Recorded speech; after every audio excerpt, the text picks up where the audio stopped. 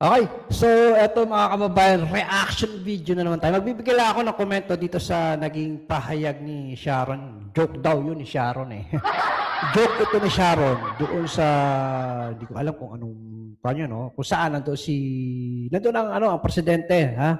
At binanggit niya nga na dapat daw talaga namiling mabuti si Marcos ng kanyang magiging vice presidente. Alright? Naniniwala ba talaga sila na si Marcos ay mananalo kung hindi si Sara ang kinuha niyang katandem? Sa tingin ba nila makakalusot si Marcos, mga kababayan? Alam niyo, etong mga tolongis na ito, nagpapantasya na sila ang mas gusto piliin ng taong bayan. Kahit yung mga bayarang vloggers, yung mga dugot vloggers, yun ang inaano nila na si Sara ay nadala lamang sa suporta kay BBM. Di ba nga, malinaw nga yung sinabi ni Senator Amy na natatakot sila noon kay Lenny kasi si Lenny malakas sa taong bayan noon.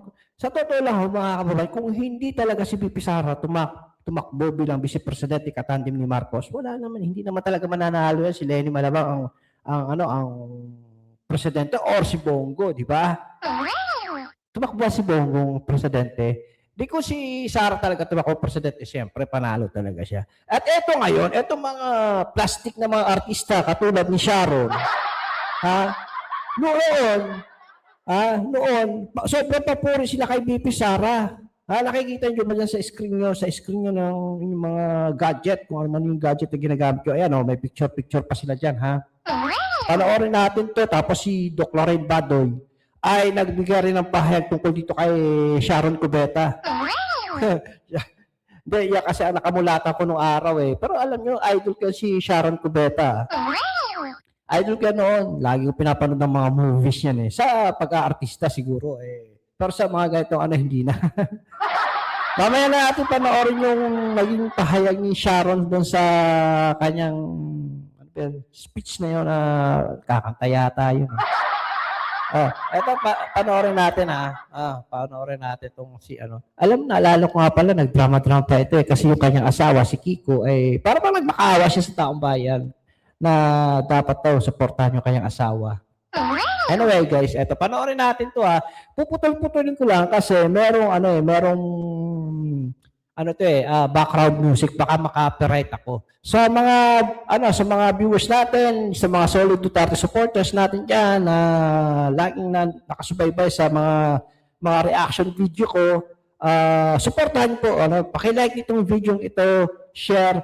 Dapat po mas marami ang likes kesa sa dislike kasi baka mamaya dahil sa hindi pagla-like natatabunan na umuapaw na ang dislike sa akin. Alam niyo naman maraming trolls, di ba? So pagka marami tayong likes, mas naisasuggest ni YouTube itong ating video. Alright? So ito pakanoorin natin itong si Sharon Cubeta at si BP Sara. Kung paano niya pinuripur dito si BP Sara noon. Noon. Ito. One and only Inday Sara. The one and only Inday Sara. Ayan. I just congratulated her because napakaganda ng Davao from the Di ba? I just congratulate her because napakaganda ng Davao. Ganyan sila noon, kapuri kay BP Sara, actually kay Tatay Digong. Sa totoo lang kahit hanggang ngayon napakaganda ng Davao. Wala akong katulad ng Davao sa Pilipinas. Sa buong bansa, Davao lang ang pinakamaganda. Sabihin na natin talagang yan talaga pinakamaganda. Kahit ito sa lugar namin, walang bitatpat. Napaka-asensado ng Davao. moment I arrived, sabi ko malinis na ito noon, maganda na. Bakit parang mas maganda? We've been friends for a long time. We've been friends for a long time. Alam nyo, ito plastic talaga, no? Totoo ba yung BP Sara, magkaibigan na kayo ni Sharon ng mahabang panahon?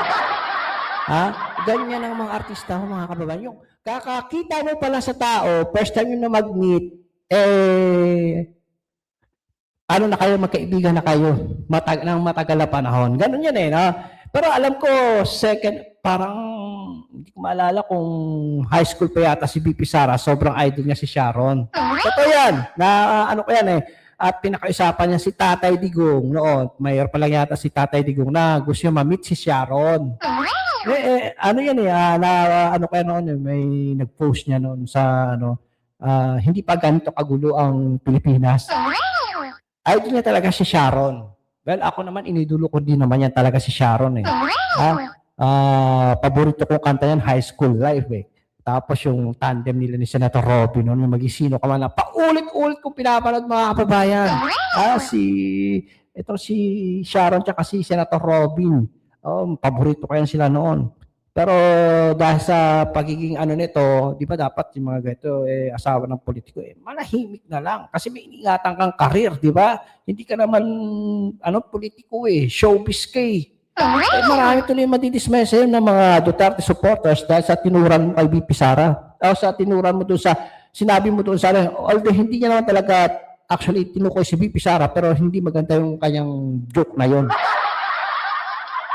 In the 80s, 90s, and we have not lost touch. So, this was 80s, 90s daw. Magkaibigan na daw sila sa mahabang panahon. 80s, 90s. long before your father decided to run. But I've always admired her because she but I always admire him. been a good mayor. Because he's a good mayor. I call her Inday Mayor. Call her Inday Mayor and she calls me. It's so cute. So sweet. Wala na ako. Dito ako kayo, Sharon.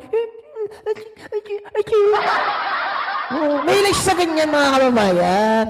Oo.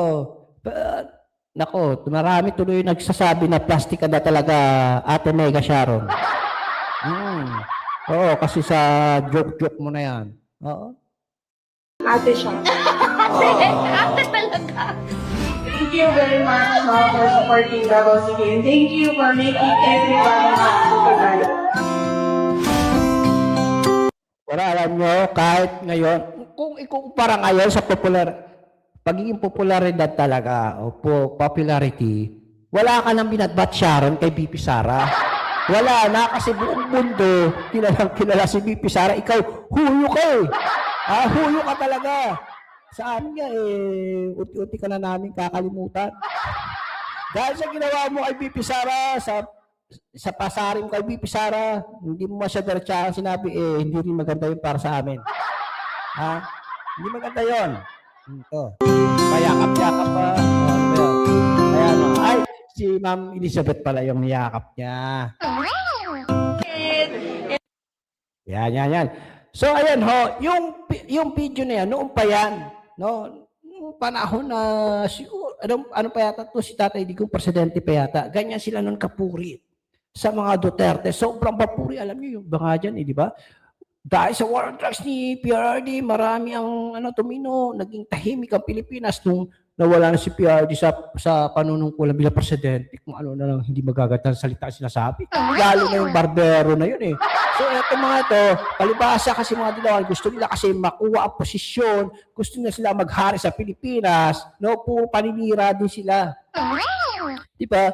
Ano magagawa nyo kung ayaw sa inyo ng taong bayan? Ano magagawa nyo kung kayo ay kinaiinisan na ng taong bayan? Hindi lang naman keso artista kayo, gugustuhin na kayo. Kailangan din ng taong bayan ng leader na makakatulong sa katulad namin mga ordinaryong Pilipino. Tingnan nyo nga ang nangyayari ngayon, korupsyon. Kung ano-ano yung asawa mo si Kiko, instead na pag-usapan ang mga nakawan na nangyayari, puro China pa ang inaatupag. Diversionary tactics nga raw, di ba? Yan, ginagamit si Tariela para i-divert sa issue ng tinatawag nilang West Philippine Sea ang totoong issue, pagtakpan. Yung kagaya ng nakawan sa flood control na yan. Si Tariela, nag-iingayan, kasi minamanduhan niya para doon mapunta sa issue ng West Philippine Sea, hindi doon sa issue ng flood control na ninakaw ang bilyong pondo. Alright. So ito, yung pasaring ni Ate Shawi. Mga kababayan, ate yan kasi matanda yan sa akin kahit na mukha akong matanda. Eh, basta matanda siya sa akin. Anyway, guys, ito. Panoorin natin to ha. To. Up ko lang ha. Up ko lang to. I-down ko muna to. Yan, up ko to ha. To. Yan o. Ayan mga kababayan. Ito, to. There's something I do not like about your presidency, though. There's something I do not like about your presidency. Kay BBM yan ina-address. Ito si BBM eh. Yan o. Nakaupo, nakaharap sa kanya. Kahit Something I do not like about you being Mr. President and Madam being Madam First Lady. I think it's the fact that I miss years ago just texting to say, Bonged, Lisa, please send me Ilocos Magnet. You never fail to do that. Mr. President, this is for you. Madam First Lady, this is for you, especially the alam nyo, naalala ko itong mga ito, diring-diriya sa mga Marcos na. Si Kiko, di ba? Di ba? Sila yung mga talagang tumutulig sa noon sa mga Marcos eh. So, another kaplastika na naman itong sinasabi ni ano. Para sa akin opinion ko yun eh, napaplastikan ako. Wala naman siguro masama doon, magsalita ako ng plastic ito si Ate Shawi. first song. This is what you requested for. I'm happy to be here, sir. And sir, I have only one vice president there. My date tonight. Mali your choice. I only one vice president. My date tonight. Sino tinutukoy mo? Si Kiko. Sige. Mag-imahinasyon kayo. No. Sorry. Okay. Mali your choice. Mr. President daw, mali your choice. Sige. Paano yan? Kung, sabihin na natin kung gusto talaga si Kiko ang maging katandem ni BBM, di ba galit na galit nga itong mga ito sa mga Marcos noon? Ang taong bayan ang bumoto kay VP Sara at hindi si Bongbong pwede mag-ano ng vice-presidente niya magpumili. Si Bongbong Marcos, nanalo yan dahil kay VP Sara. Aminin nyo man o hindi, yun talaga ang totoo. Nadala si Marcos. Dahil sa suporta kay VP Sara. Hindi yan mananalo kung hindi dahil kay VP Sara. Kaya huwag nang mag-imahinasyon, Ate Shawi. Let's move on. Mali your choice, no? Sorry, okay. Let's move on. Di ba? Kailangan po ba sabihin yung ganon? Mag-move on na kayo, matagal na panahon na, ilang taon na. 3 years na mahigit. 3 years na, baka itong si Ate Shawi, pag naging presidente si VP Sara, mag-iiyak ito. Magnangaw-ngaw itong mga to.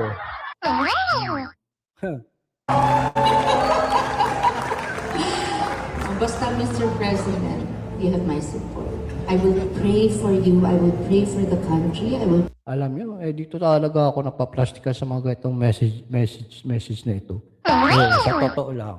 Pray that before we all judge you, that you are allowed to do your job for all of us. Plastic. And we pray for good health, peace of mind from all the fake news. Fake news! Peace of mind for all the fake news! Sino ba talaga ang nagpapakalat ng fake news? Di ba yung nasa palasyo rin, yung kanyang spokesperson? Yung kanyang tagapagsalita? All the disinformation. May God be with you every single day, Mr. President and Madam Vice. Baka kayo na kinikilabutan na gumagamit kayo ng salita ng Diyos, pangalan ng Diyos. Hindi kayo kinikilabutan. First Lady. Naging Vice President. Grabe, no?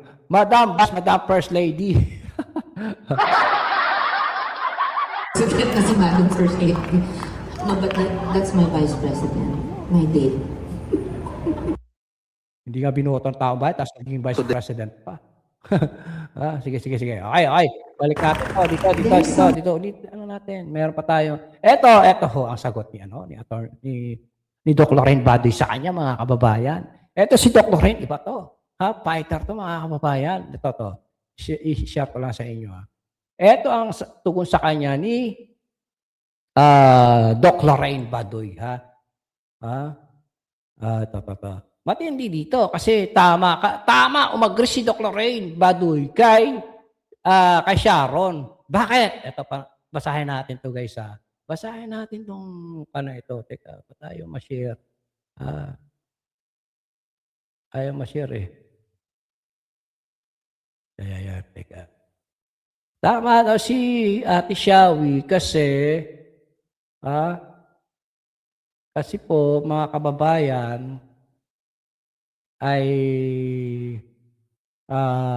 sinabi niya na mas bagay si Kiko at si Ate si BBM na magkatandem. Tama naman talaga si Ate Shawi. Ako agree din ako doon.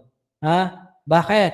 Kayo ba agree ba kayo dito sa ni Doc Lorraine? Bakit? Ito pakita ko muna yan sa inyo yung mga ngiti. Pakita ko muna yan para ito si Doc Lorraine talagang rin ito eh. Fighter rin ito. Ayan. Tama ka, Sharon. Bagay ang si Bangag at asawa mong matching. Ay, naubo tuloy ako eh. Excuse me. Tama ka, Sharon. Bagay nga si Bangag at asawa mong matching. Ay, grabe itong caption na ito ha. Sige, basahin natin bakit bagay ha. Ito ang walang pigil na banat ni former NTF-ELCAC Chairperson Dr. Lorraine Baduy sa simpleng pagkutya ni megastar Sharon Cuneta kay Vice President Sara Duterte nang tila sabihin ni Sharon na mali si PBBM na piniling Vice President during 2022 election sabay turo sa kanyang asawa na si Kiko Pangilinan na nakalaban o ni BP Sara.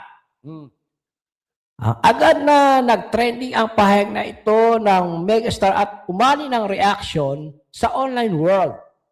Isa na dito ay si Dr. Lorraine Baduy na hindi napigilang batikusin si Sharon Cuneta sa aniyay walang respetong biro ito kay BP Sara.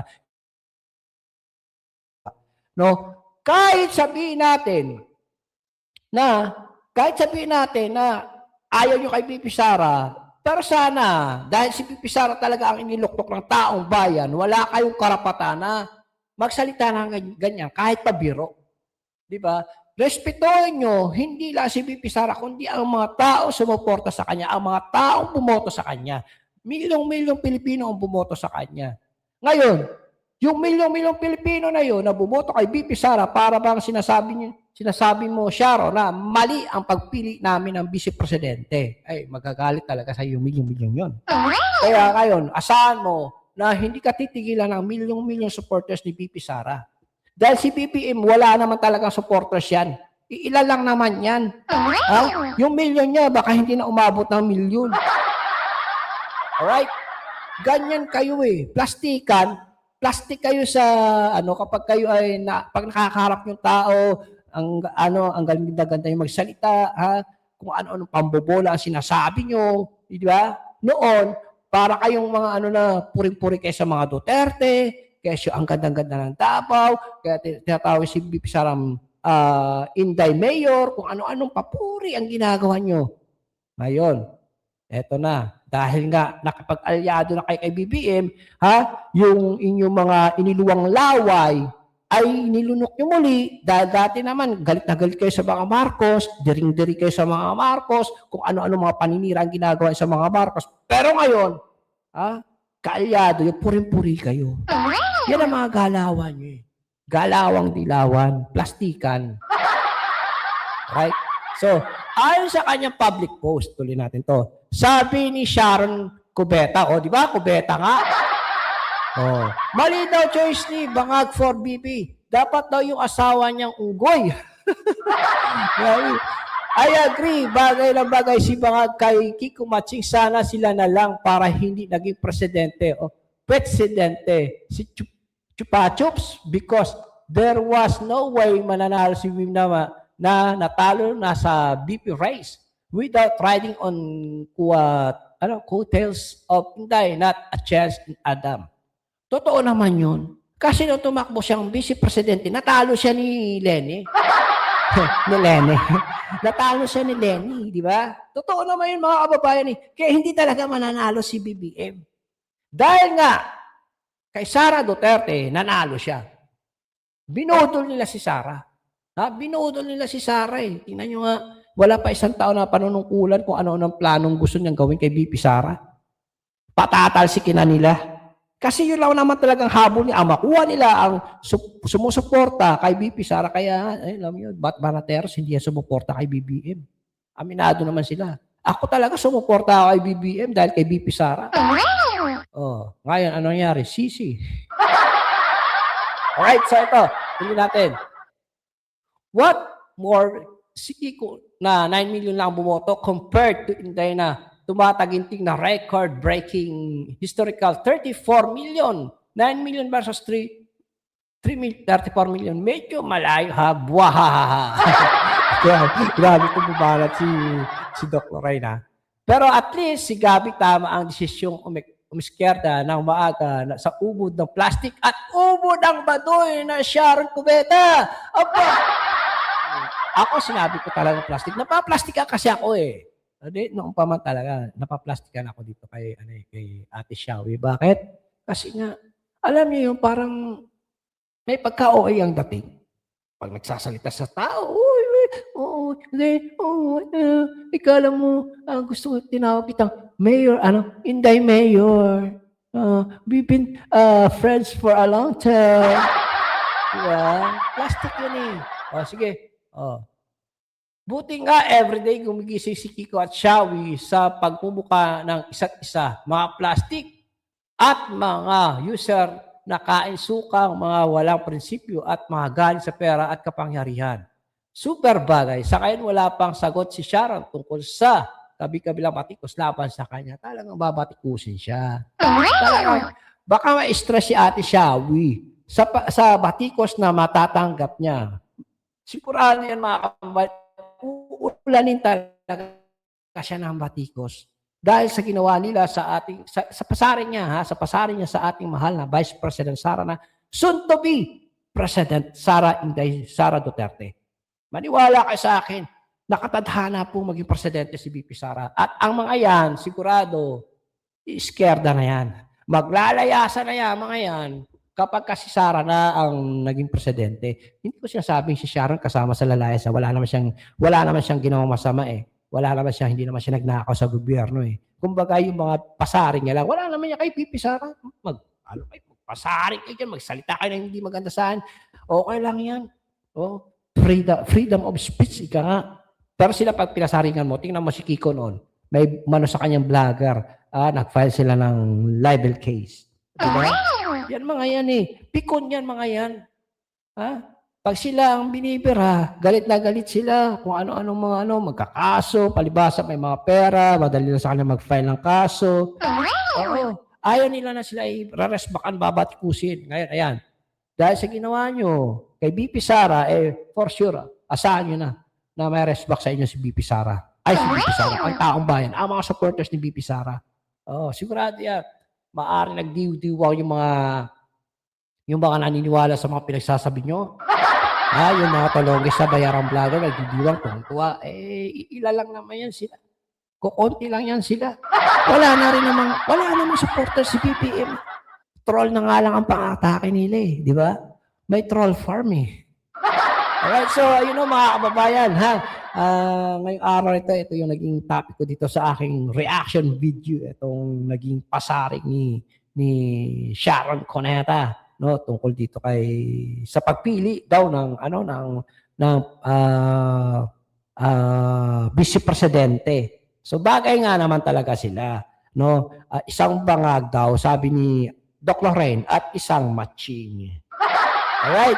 Yan ho, hindi ko sinabi yan nandito ho nandito. Gusto nyo, basahin nyo na lang dyan. Ayan o, sabi dito ni, tama ka Sharon, mas bagay si Bangag at asawa mo Unggoy, Badoy. Dok na lang Badoy. Grabe. Sige, eto na. Paalam na muna mga kababayan. Ako po ay pansamantalang papaalam sa inyo. Supportan niyo po sana muli itong balita ni Kuya Rans TV. Paki-like, share, and subscribe po nitong aking YouTube channel. Ingat po tayo. God bless. Bye-bye.